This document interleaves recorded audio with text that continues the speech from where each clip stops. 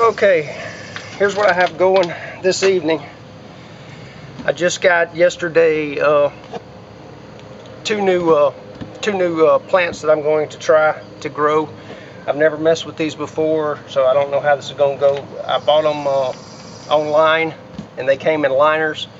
What I'm going to try to grow is honeyberry. I've got two different varieties of honeyberry, and I'm also going to try to grow kiwi. It's a hardy kiwi. It's not like the normal large kiwi. It's a small fruit, about twice the size of a grape, and it's supposed to be pretty hardy, very cold tolerant. So hopefully everything will go well. What I have here in this tote, I've already taken my peat moss and let it soak to where you can squeeze water out of it, but I can also play with it pretty good. I'm going to add a couple of more things to it to plant these liners in. I'm going to try to bring my pH to around 5.5 with this, and hope everything goes well.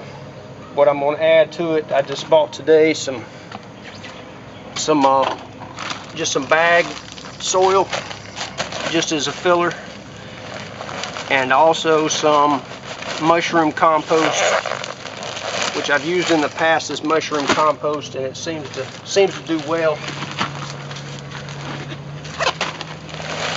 So I'm mixing all this, not really measuring it. I'm just trying to make me a mix right this second to repot these liners up, so I can get them healed in and get them used to being out in the sun. I believe they were all grown in a greenhouse, and so I'm trying to get them potted up and try to get them a good start. So all I'm really doing is just mixing this stuff up, and then I'm gonna pot it up. I've got a total of 5 plants. I've got 2 of the honeyberry. Everything I've learned about them, I've studied online a little bit, and you've got to have, for production, you've got to have 2 separate species of the honeyberry. And as far as the kiwi goes, the hardy kiwi, you've got to have multiple females and then 1 male for the kiwi to produce. I've got 2 of the females of the kiwi and 1 male, so that ought to be pretty well. That's everything that I saw online says that 1 male will pollinate up to 7 females. I'm gonna put them in these pots, get them growing good, and then I'll be building a trellis to support it and have the kiwis grow on. I'm more excited about the kiwi really than the honeyberry. The honeyberry is supposed to be a cross pollination of a honeysuckle and a wild blueberry. It's an edible berry. It's elongated. It looks like an elongated blueberry, but I'm interested in it also. Okay, I've got those. I've got these 5. The dirt, my potting mix in here, and also what I'm going to add before I put the liners in is I'm going to put a little layer of mycorrhiza in the bottom of each. I've been using this with all my plantings here recently, and I've been getting really good results with this. It's organic biotone starter, and it has mycorrhiza in it. Very good results so far. And I'm also going to put just a touch of Epsom salt in each one also. Not a lot, just a touch.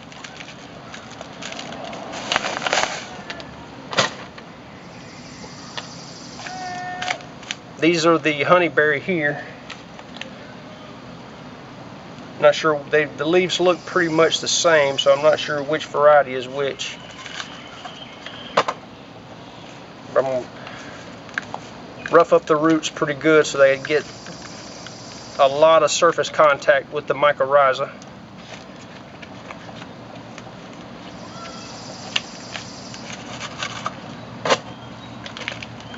That was just falling apart. Anyway, and then here are the Kiwi. Here are the two females.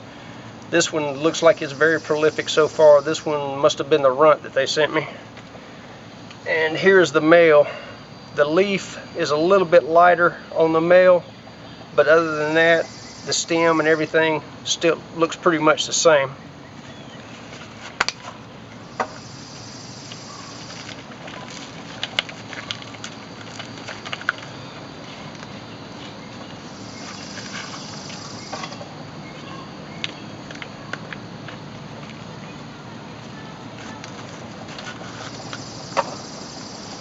I need to be sure and remember which one of these is the male.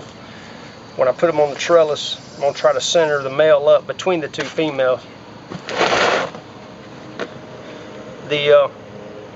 Everything I've read about it, you can go up to 200 feet with the male away from the females, but I'm going to try to build a trellis that's large enough to support all three plants. And what I want to do, if I have time, I think I want to build a pergola and let them grow up the pergola and use it as an architectural feature in my landscape, as well as a food source. Now I'm just backfilling around the liners now, just packing just slightly to pack out a little bit of any air pockets in there. I'll water these in real good to take out all the remaining air.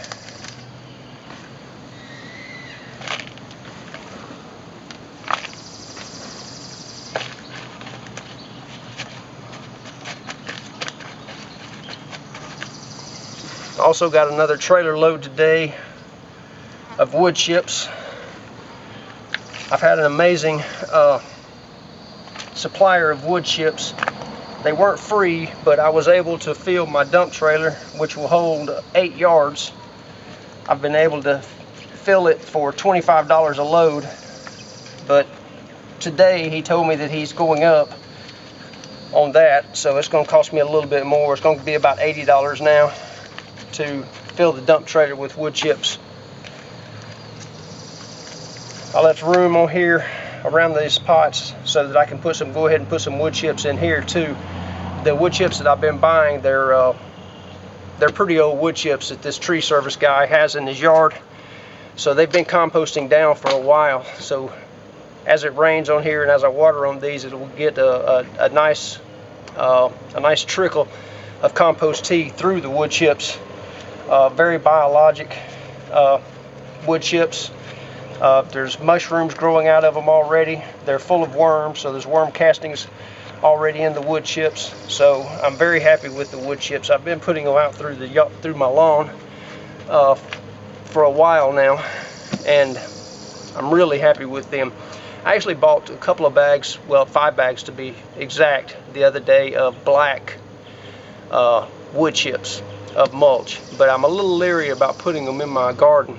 I think I may put them out in one of my ornamental beds, because I'm a little leery about putting it out around any of my fruit or any of my melons or peppers. I'm not really sure about the dye that's in it. I'm gonna have to do some more research on the dye in that dyed mulch. I like the look of that black mulch, but I don't think it's worth it right now until I do some more research. Well, what I'm gonna do now is just water these in, put them in a nice shady place for the next few days to heal them in. I don't want them to get direct sunlight just yet. I don't want to burn them up before they have a chance to really get established. Have a great weekend. Bye.